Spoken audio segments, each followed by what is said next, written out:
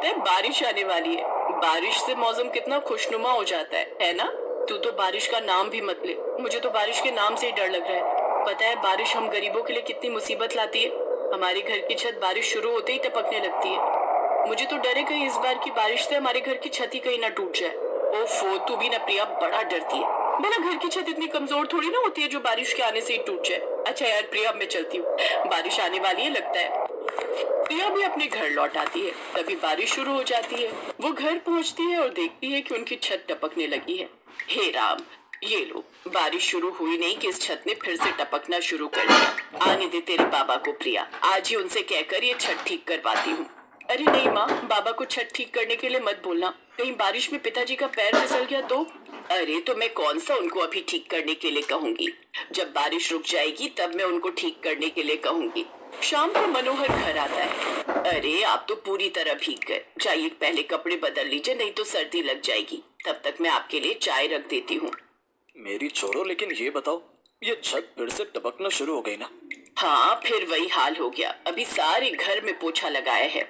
एक काम करो, जल्दी से चाय बना दो, उसके बाद मैं छत ठीक कर दूंगा। चाय पीते ही मनोहर बाहर सीढ़ी लगाकर छत पर जाकर छत की मरम्मत करने लगता है। लेकिन बारिश होने की वजह से छत पर फिसलन हो गई, जिस कारण उसका पैर फिसल जाता है और वो छत से नीचे गिर जाता है। आ, आ, आ, आ। उसकी आवाज सुनकर प्रिया और शांति बाहर आती है। हे भगवान, ये क्या हो गया? माँ, मैंने मना किया था ना बारिश में बाबा को छत पर मत जाने दो, अब लग गई ना चोट। अरे अब दोनों लड़ती ही रहोगी या मुझे अंदर भी लेकर जाओगी? जैसे तैसे वो दोनों उसे अंदर लेकर आती हैं। फिर प्रिया अपने बाबा की कमर पर मरहम लगाती है, जिसके बाद उसे थोड़ा आराम मिलता है। रात में वो तीनों अपने कच्चे घर में सो ही रहे थे कि तभी बादलों की गड़गड़ाहट होने लगती है और तेज बारिश शुरू हो जाती है। अब उनकी छत से हर जगह से पानी टपकने लगता है और उनके घर की छत का एक हिस्सा टूट कर गिरने लगता है। हे भगवान, ये क्या हो गया? ये छत तो लगता है गिरने वाली है। चलो चलो, जल्दी से चलो यहाँ से, अब यहाँ रुकना खतरे से खाली नहीं। वो सभी घर से बाहर निकल आते हैं। वो बाहर आते ही हैं कि इतने में उनके घर की छत टूट कर गिर जाती है। अपनी आंखों के सामने ये सब देख वो बहुत ज्यादा डर जाते हैं। भगवान का लाख लाख शुक्र है जो आप हमें समय रहते बाहर ले आए, नहीं तो आज तो ना जाने क्या अनहोनी हो जाती। लेकिन इतनी मेहनत से बनाया हुआ हमारा घर आज टूट गया। कुछ समझ में नहीं आ रहा, अब कहाँ जाएंगे, क्या करेंगे, कहाँ रहेंगे। परेशान मत हो शांति, ऊपर वाला है ना, वो कोई ना कोई रास्ता ढूंढ निकालेगा।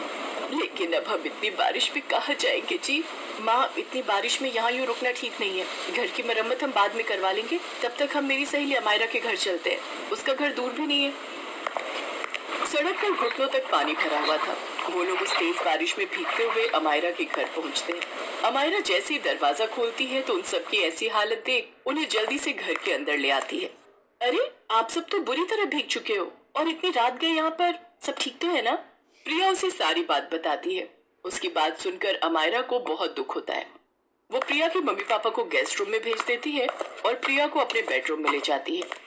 जो हुआ बहुत बुरा हुआ, लेकिन भगवान का लाख लाख शुक्र है जो तुम सबकी जान बच गई। और रही घर की बात, तो कुछ समय बाद घर की मरम्मत करवा लेना। ये इतना आसान नहीं है अमायरा। पहले ही बाबा ने मेरी पढ़ाई के लिए इतना कर्जा लिया हुआ है, बड़ी मुश्किल से वो हर महीने उसकी किश्त भरते हैं। आज भी बाबा छत की मरम्मत करते हुए नीचे गिर गए और उनकी कमर में चोट आ गई। वो भले ही दर्द ना होने का बहाना करते हो, लेकिन मैं जानती हूँ उनकी कमर में बहुत दर्द है। यहाँ आते हुए भी वो अपनी कमर को पकड़ते हुए चल रहे थे। मैं जानती हूँ वो कभी अपना दर्द नहीं बताएंगे। अब मैं सोच रही हूँ अगर मुझे कहीं नौकरी मिल जाती तो उन्हें आराम मिल जाता। कह तो तू ठीक रही है, ऐसा कर कल ही तू कहीं इंटरव्यू देने चली जा, क्या पता बात बन जाए। अगले दिन ही प्रिया नौकरी के लिए इंटरव्यू देने जाती है, लेकिन उसे वहाँ निराशा ही हाथ लगती है। देखिए, अभी आपकी ग्रेजुएशन पूरी नहीं हुई है, इसलिए अभी हम आपको नौकरी नहीं दे सकते। और अगर आप नौकरी करना ही चाहती हैं तो पहले आपको 6 महीने तक ट्रेनिंग पीरियड पर रहना होगा, लेकिन तब तक हम आपको कोई सैलरी नहीं देंगे। 3 महीने के बाद ही देना शुरू करेंगे। लेकिन सर, मुझे पैसों की अभी बहुत जरूरत है, क्या अभी आप मुझे सैलरी नहीं दे सकते? नहीं, ये हमारे यहाँ के रूल्स हैं और आपको इतनी ही नीड है पैसों की तो आप कॉल सेंटर में जाकर पता कीजिए, शायद आपको वहाँ काम मिल जाए। वो कॉल सेंटर में नौकरी के लिए जाती है, लेकिन वहाँ का माहौल उसे पसंद नहीं आता और वो वापस आ जाती है। वो जब वहाँ से लौट रही होती है फिर तेज बारिश शुरू हो जाती है। वो खुद को बचाने के लिए एक पेड़ के नीचे खड़ी हो जाती है कि बारिश तो थमने का नाम ही नहीं ले रही। तभी उसकी नजर एक ठेले पर खड़े भुट्टे वाले पर जाती है। उसके ठेले के आसपास लोगों की भीड़ लगी हुई थी। तभी उसके मन में एक विचार आता है, इस भुट्टे वाले की तो अच्छी खासी बिक्री हो रही है। जब तक मुझे नौकरी नहीं मिल जाती तब तक क्यों ना मैं भी भुट्टे ही बेचूं। वैसे भी बारिश का मौसम है, बारिश में सबको भुट्टे खाना पसंद होता है और मुझे तो भुट्टे की भेल बनाना भी बहुत अच्छे से आता है। माँ कहती भी है कि मैं बहुत अच्छी भुट्टों की भेल बना लेती हूँ, लेकिन ये काम शुरू करने के लिए पैसे तो मेरे पास है ही नहीं। घर आकर सारी बात वो अमायरा को बताती है। अरे तो तू टेंशन क्यों लेती है? काम खोलने के लिए तुझे जो पैसे चाहिए मुझसे ले लेना और जब तेरी कमाई अच्छी होने लगेगी तो लौटा देना। अगले दिन से प्रिया सड़क किनारे गर्मा गर्म भुट्टे और भुट्टे की भेल बेचने लगती है। भुट्टे ले लो, भुट्टे की भेल ले लो। भुट्टा?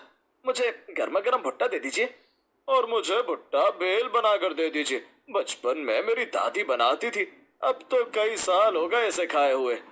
जी ये लीजिए। वाह क्या स्वाद है इस भेल में, इसे खाकर तो मजा ही आ गया। अब बारिश में बहुत सारे लोग घूमते फिरते उसके ठेले पर आते हैं और उससे भुट्टे और भेल खरीदने लगते हैं। उसका काम अब बहुत अच्छा चलने लगता है। वो खूब अच्छी कमाई करती है। अब वो कुछ ही महीनों में अपने पिता का सारा कर्जा चुका देती है, साथ ही अपने घर की मरम्मत भी करवा लेती है। ऐसे ही 9 महीने बीत जाते हैं। अब वो 2 भुट्टे के ठेले खोल लेती है, जिसमें से एक उसके माँ बाबा संभालते हैं और दूसरे को वो खुद संभालती है। फिर कुछ समय बाद वो अमायरा के पैसे भी लौटा देती है। तो सच में बहुत अच्छी दोस्त है मेरी अमायरा। अगर तूने उस वक्त मेरी मदद नहीं की होती तो ना जाने आज हमारा क्या होता। ये बात सुनकर अमायरा मुस्कुरा देती है और प्रिया को गले से लगा लेती है।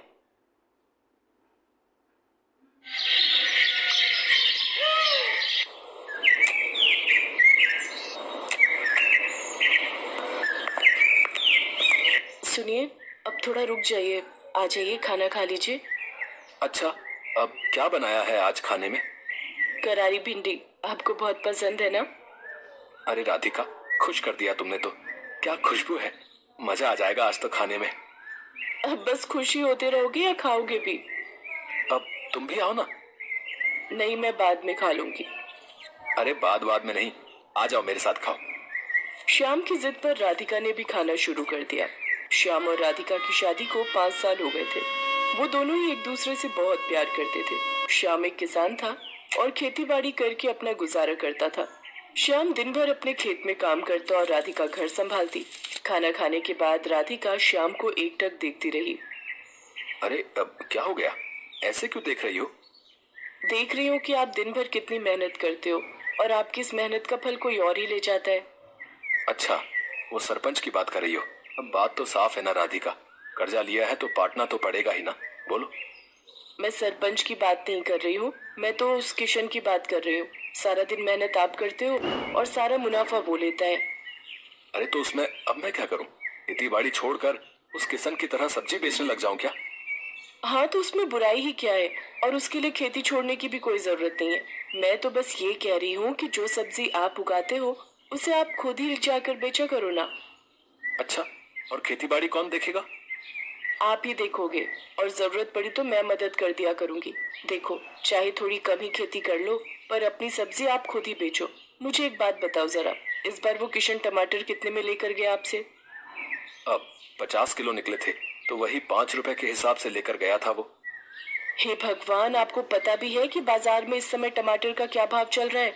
वो आपके ही टमाटर पूरे 5 गुना महंगे बेच रहा है बाजार में। अरे पर मुझे नहीं आता ये दुकान वुकान चलाना। दुकान चलाने को कौन कह रहा है?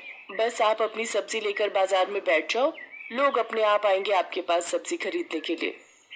अब ठीक है, इस बारे में हम बाद में बात करेंगे, अभी तुम घर जाओ।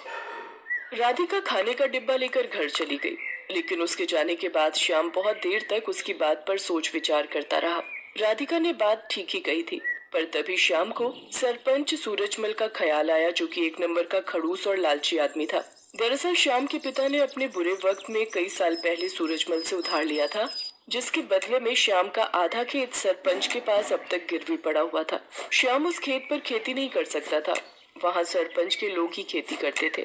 श्याम अपना खेत वापस तो पाना चाहता था, पर सरपंच से खेत छुड़वाने के लिए उसके पास पैसे नहीं थे।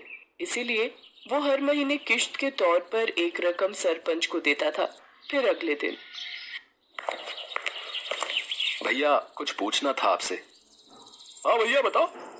मैं एक किसान हूँ, सोच रहा हूँ कि कल से मैं भी अपनी सब्जियां यहीं बेचने लगूं खुद से। हाँ हाँ बढ़िया विचार है, पर इसके लिए तुम्हें सरपंच जी से पूछना पड़ेगा और उन्हें यहाँ का टैक्स भी देना पड़ेगा। टैक्स? पर वो किस लिए? अरे ये जो तुम पूरा चबूतरा देख रहे हो ना, जिस पर सब लोग सामान बेच रहे हैं, असल में ये सरपंच के खेत पर बना हुआ है और ये चबूतरा भी उसी ने बनवाया है। हमारी मजबूरी है, इसीलिए हम सबको यहीं बैठना पड़ता है। रोज के 50 रुपए देने पड़ते हैं उस सरपंच को, और अगर ये पैसे नहीं दिए तो उसके लठैत आकर मारपीट पर उतारू हो जाते हैं। अरे ये तो बड़ी नाइंसाफी है भैया। है तो सही, पर क्या कर सकते हैं, अब जो है मैंने तुम्हें बता दिया। श्याम मुरझाया हुआ चेहरा लेकर अपने घर चला आया। उसने राधिका को सारी बात बता दी। राधिका ने कुछ देर अपना दिमाग लड़ाया और फिर, सुनो, मेरे पास एक तरीका है। अब क्या? बोलो तो। हमारे गांव के सबसे नजदीक का गांव है बिशनपुरा। आप वहां जाकर भी तो अपनी सब्जियां बेच सकते हो। वहां ये सब चक्कर नहीं है।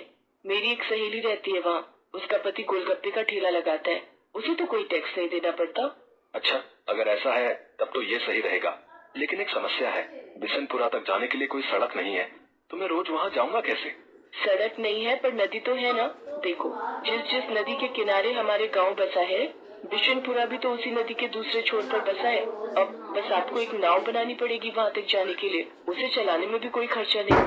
श्याम को राधिका की बात भा गई। अगले ही दिन श्याम ने अपनी जमा पूंजी से मोटी रकम खर्च कर गांव के बढ़ई से एक बढ़िया नाव बनवा ली और फिर वो उस नाव को नदी में लेकर गया। उस दिन राधिका और श्याम बहुत देर तक नाव में नदी की सैर करते रहे। श्याम नाव चलाकर उसे बिशनपुरा तक घुमा लाया। राधिका ने देखा कि वहाँ राशन वगैरह की दुकानें तो थी, पर सब्जी की दुकानें बहुत ही कम थी, और ये देखकर श्याम और राधिका की अच्छी कमाई की उम्मीद और बढ़ गई। अगले दिन से ही श्याम अपनी नाव से सब्जियां लेकर बिशनपुरा जाने लगा। वो वहाँ जाता और सब्जी बेचता। बिशनपुरा के लोगों को भी उसकी सब्जियां पसंद आई, क्योंकि सीधे खेत से लाने की वजह से वो सब्जियां बहुत ताजी रहती थी। साथ ही श्याम सब्जियों के वाजिब दाम ही लेता था। तो इस तरह राधिका और श्याम के दिन बहुरने लगे। फिर कुछ दिनों के बाद, राम राम सरपंच जी। आ गया तू श्यामू? जी मालिक। सुना है आजकल बड़े नोट छाप रहा है। कहाँ सरपंच जी, बस 2 पैसे बच जाते हैं। मालिक, ये इस महीने की किस्त है। मैं चलता हूँ, मुझे थोड़ी जल्दी है। अरे रुक तो सही, कहाँ की जल्दी है? वैसे दिमाग तो खूब लगाया तूने, टैक्स नहीं दिया। चल कोई बात नहीं, पर अपना उधार तो चुका भाई, जो तेरे बाप ने मुझसे लिया था। अब चुका तो रहा हूँ सरपंच जी, हर महीने किस्त देकर जाता तो हूँ आपको। देख, अब बहुत हुआ, या तो तू मेरे पूरे पैसे एक साथ लौटा, वरना अपना खेत मेरे नाम कर दे, समझा? पर सरपंच जी, परवर कुछ नहीं, 3 दिन का वक्त दिया है तुझे, जा जाकर पैसों का इंतजाम कर, वरना अपना खेत भूल जा, समझा? असल में सूरजमल श्याम से चिढ़ गया था। उसे इस बात से तकलीफ थी कि श्याम उसके बाजार में सब्जी क्यों नहीं बेच रहा है, इसीलिए अब वो उसे परेशान कर रहा था। उधर श्याम को जब कोई उपाय नहीं सूझा तो उसने तय कर लिया कि वो आधा गिरवी रखा खेत सरपंच के नाम ही कर देगा। अगले दिन बहुत भारी मन से श्याम सरपंच के पास पहुंचा। हाँ बता, फिर क्या सोचा तूने?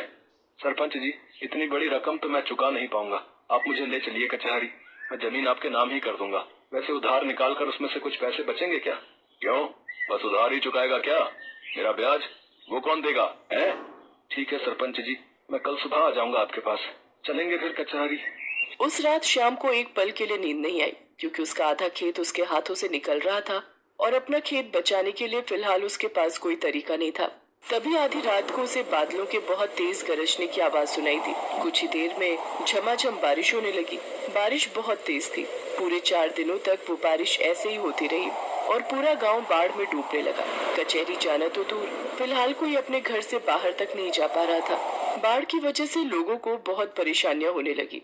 किसी के घर में पीने का पानी नहीं बचा था तो किसी के घर में अनाज खत्म हो गया। ऐसे में श्याम ही वो इंसान था जिसने सबकी मदद करने के बारे में सोचा। वो अपनी नाव की मदद से सबकी जरूरत का सामान उन तक पहुंचा रहा था। हर कोई श्याम की तारीफ कर रहा था। और फिर, अजी सुनते हो?